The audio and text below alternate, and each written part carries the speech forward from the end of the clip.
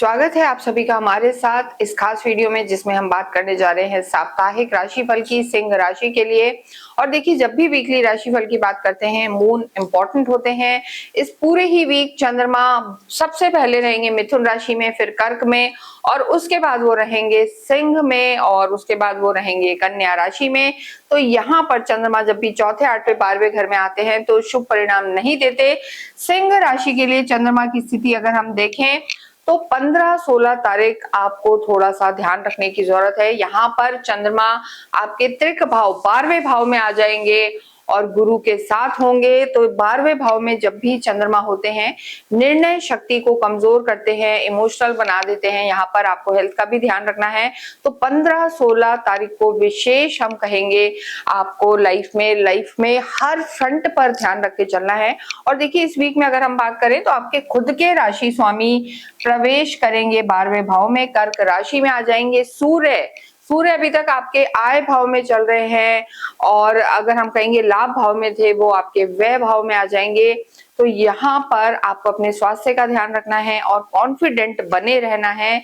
लग्नेश का, राशि स्वामी का 12वें भाव में जाना कहीं ना कहीं बहुत ज्यादा शुभ नहीं माना जाता है। तो स्वास्थ्य का भी आपको ध्यान रख के चलना है, पिता से संबंधों का ध्यान रखना है। और इसके साथ अगर हम बात करें तो देखिए, 16 तारीख को ये सूर्य यहाँ पर बदलेंगे। 16 तारीख को सूर्य संक्रांति जिसे हम कहते हैं वो रहेगी। और इस वीक में अगर हम बात करें तो 15 जुलाई को गुरु भी अस्त हो जाएंगे। गुरु का अस्त होना शुभ, जितने भी कार्य है वो सब बंद हो जाएंगे, मांगलिक कार्य बंद होंगे। तो कुछ भी नया आपको करना हो, मांगलिक करना हो, नई चीजें लेनी हो तो 15 तारीख से पहले करें, वो आपके लिए बेहतर होगा। और इस वीक में ही गुप्त नवरात्रे भी रहेंगे, जगन्नाथ जी की यात्रा भी रहती है। तो धर्म कर्म के हिसाब से, ये अध्यात्म के हिसाब से ये वीक जो है बहुत ज्यादा अच्छा रहने वाला है। लेकिन परिवार का सपोर्ट आपको मिलेगा, गुस्से पर कंट्रोल करना है। करियर की अगर हम बात करें तो देखिए, करियर के जो आपके लॉर्ड हैं, दशम भाव से करियर को देखा जाता है। यहाँ पर सूर्य या मंगल का होना उच्च का होता है, उच्च का माना जाता है, बली माने जाते हैं। तो मंगल अभी भी आपके 10th हाउस में है।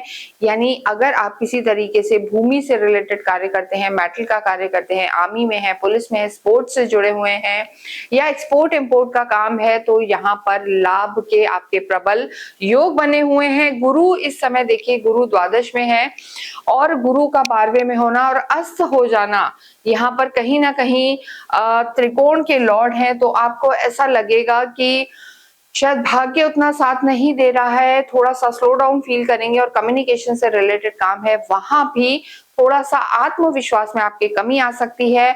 और यहाँ पर हम कहेंगे 15-16 तारीख को आपको अपने करियर पर ज्यादा ध्यान देने की जरूरत है। कोई भी बड़ा डिसीजन नहीं लेना है, या कोई डॉक्यूमेंट अगर आप साइन कर रहे हैं तो उसमें आपको सतर्कता बरतनी जरूरी है, कानूनी दांवपेच से बचना है। लेकिन ओवरऑल शुक्र का आप ही की राशि में होना आपको अट्रैक्टिव बनाएगा।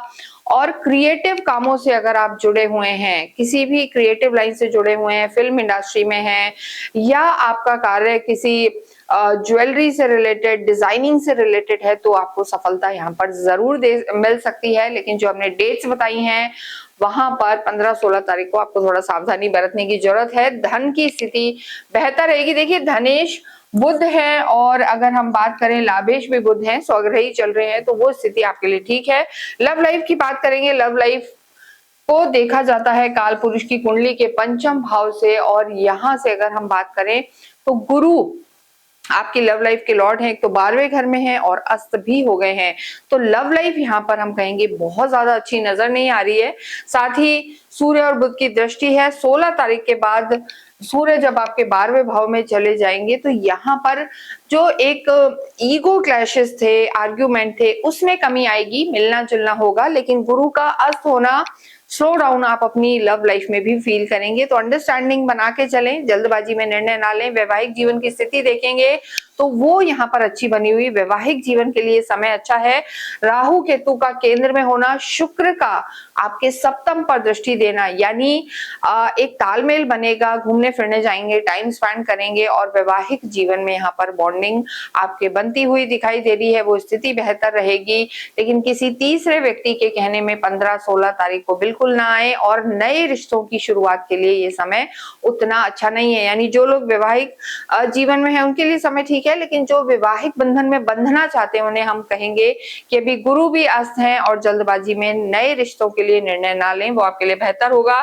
धन की स्थिति बेहतर है, बुध स्वग्रही है, हमने आपको बताया है, लेकिन जैसे कहा कि वक्रीय स्थिति में भी है, तो यहाँ पर आपके आय में तो बढ़ोतरी होगी, इनकम के नए रास्ते खुलेंगे, कुछ ना कुछ नया कार्य क्षेत्र में आता रहेगा, लेकिन व्यय भी यहाँ पर होता हुआ नजर आ रहा है। तो पैसा आएगा भी जाएगा भी, तो ये जो वीक है मिला जुला असर देने वाला है। कोई भी बड़ा डिसीजन पैसे के मामले में भी आपको इस वीक में नहीं लेना, विशेषकर 15-16 तारीख को बिल्कुल भी नहीं लेना है। स्वास्थ्य की दृष्टि से अगर हम बात करें तो आइस में कोई प्रॉब्लम, एलर्जीज या स्टमक से रिलेटेड प्रॉब्लम आपको परेशान कर सकती है। और नहीं भूलना चाहिए आपकी शनि की ढैया भी चल रही है। शनि अगर आपकी कुंडली में अच्छे हैं तो बहुत ज्यादा परेशानी नहीं आएगी, लेकिन शनि अगर आपकी कुंडली में अच्छे परिणाम नहीं दे रहे, छठे, आठवें, 12वें में है, तो लोअर बॉडी पार्ट का आपको ध्यान रखना है।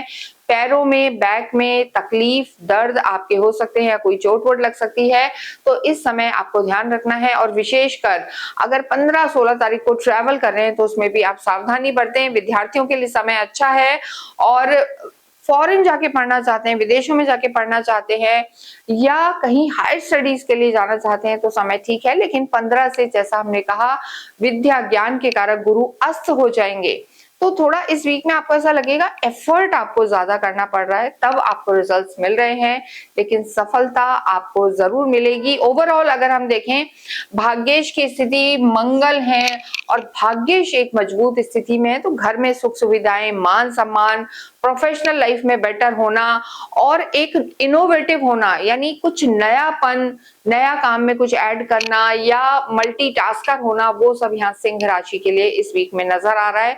तो ओवरऑल हम देखें तो ये वीक आपको मिला जुला असर देगा, लेकिन कुछ भी पैसे का इन्वेस्टमेंट या बड़ा निर्णय लेना इस वीक में आपको नहीं करना है। और 15-16 तारीख को आपको मिडिल ऑफ द वीक जो है यहाँ पर अपने स्वास्थ्य का ध्यान रख के चलना है और पिता के भी स्वास्थ्य का ध्यान रख के चलना है।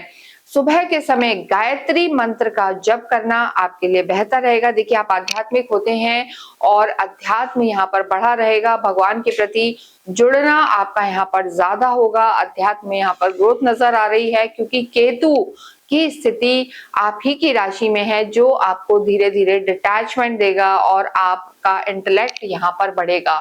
तो गायत्री मंत्र का जप करें और उसके साथ साथ आप शिव आराधना करें, ओम नमः शिवाय का जप करें, असहाय लोगों की मदद करें और स्ट्रीट डॉग को फीड करें। कमेंट बॉक्स में ओम सूर्याय नमः, ओम भास्कराय नमः अवश्य लिखें।